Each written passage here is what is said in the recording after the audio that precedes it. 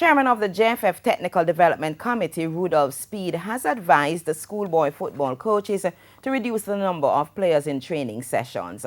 Speid, who was speaking in a virtual ISA JFF sensitization session on Thursday, had a suggestion on how many players should be in each group in the initial stage of training.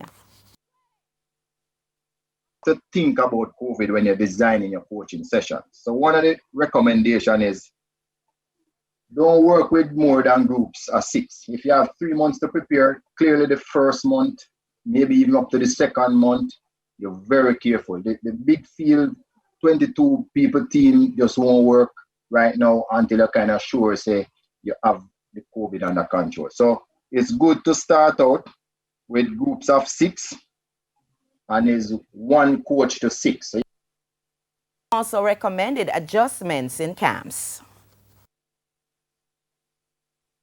If you're camping, you need to separate the players. All of them can't be in the same room, right?